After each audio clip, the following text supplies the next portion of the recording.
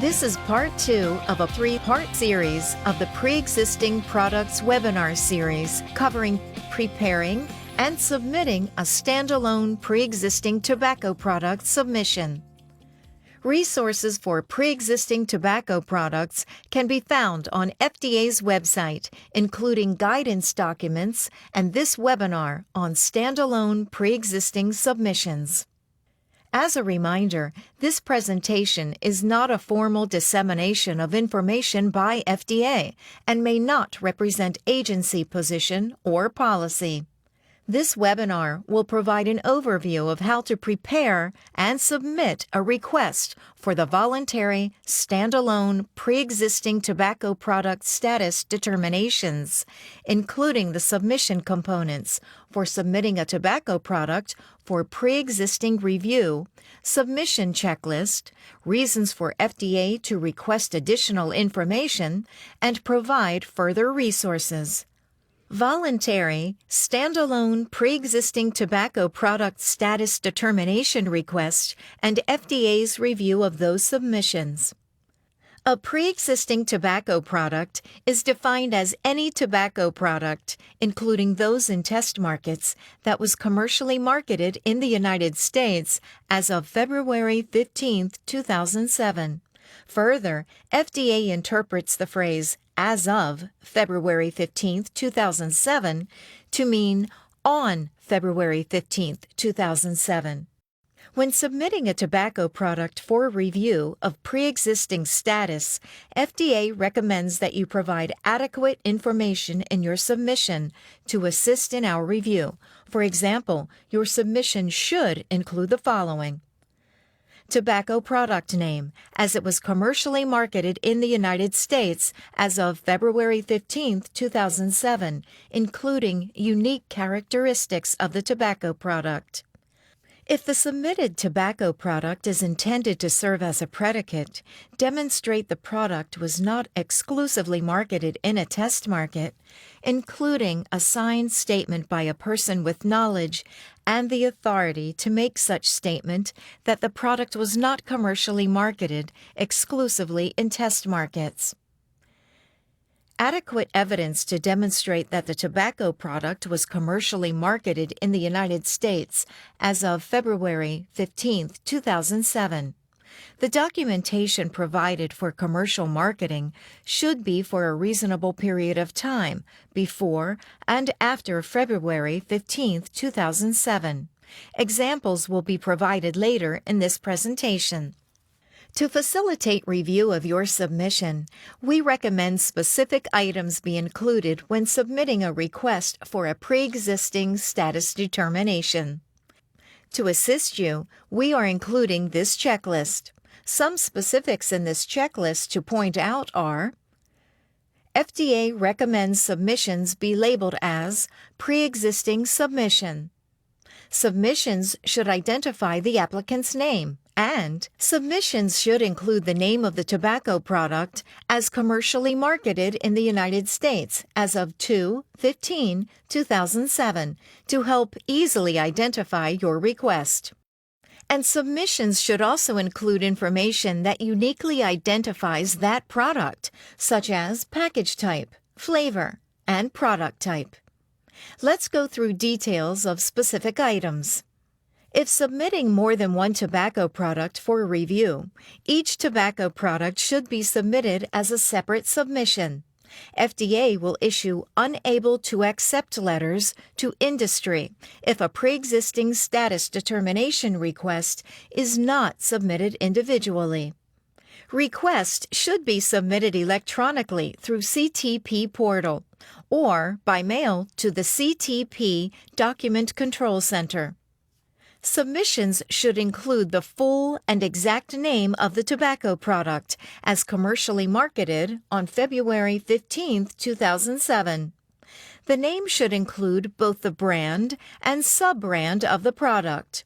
For example, on February 15, 2007, a hypothetical cigar product was commercially marketed in the U.S. with the name Acme Churchill Robusto 5-Pack, but later in this case 2019, this same cigar product was commercially marketed using a different name. Here the product name changed after 2/15/2007, but no modifications to the product itself were made.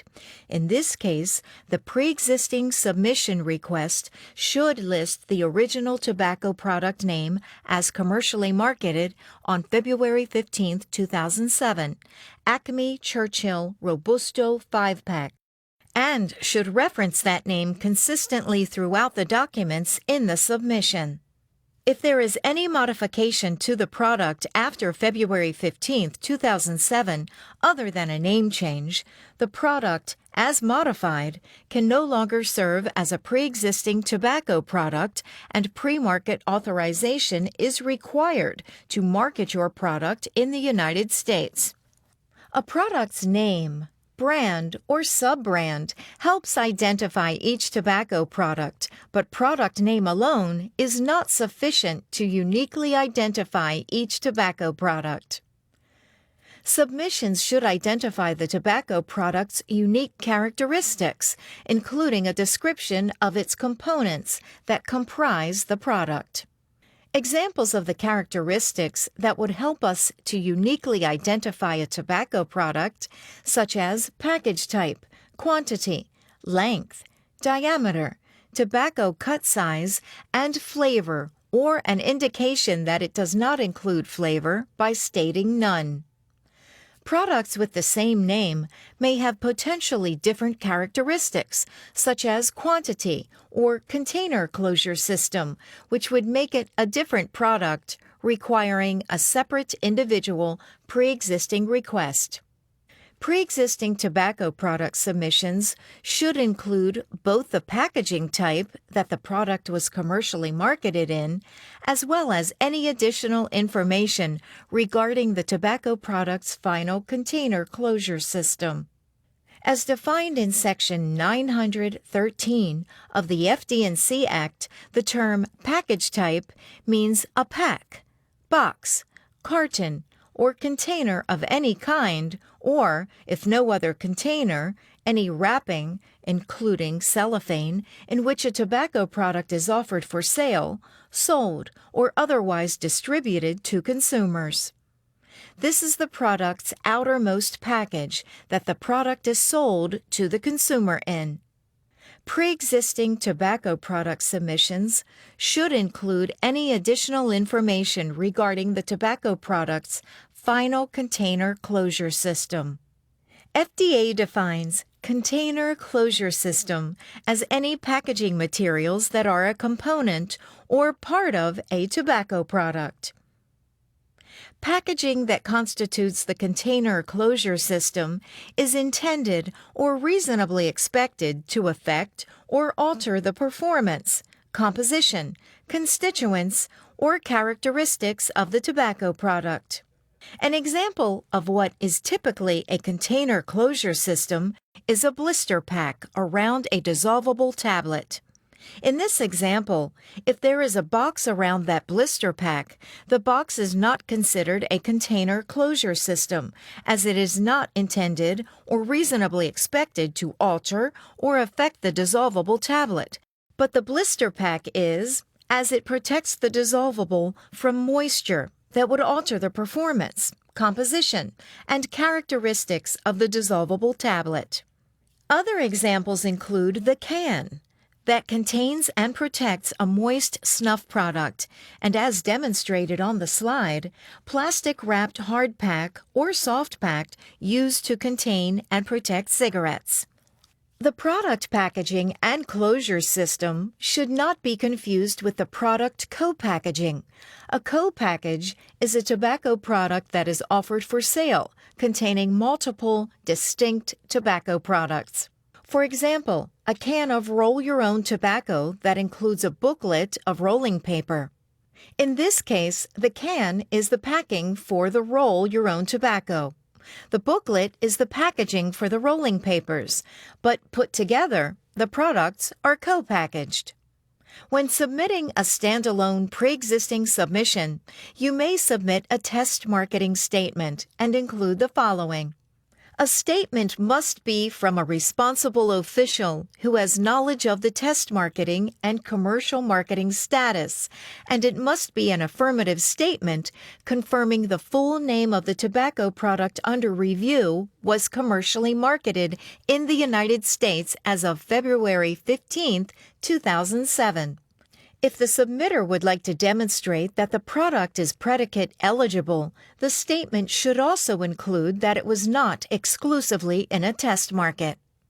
This slide provides two examples of a signed test marketing statement that contains the information described in the previous slide. These are only examples of statements that could be used, but statements are not required to match these examples verbatim. One qualifies for predicate eligibility, whereas the other does not because it does not confirm that the product was not exclusively in a test market as of February 15, 2007. Another key component of the submission is providing adequate information to demonstrate commercial marketing in the United States as of February 15, 2007. Here are examples of the types of documentation that could be included with your submission.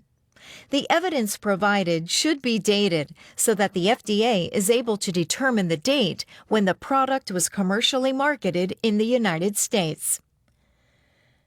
This is not an exhaustive list. Any other document you believe demonstrates that the tobacco product was commercially marketed in the United States as of February 15, 2007 may be submitted.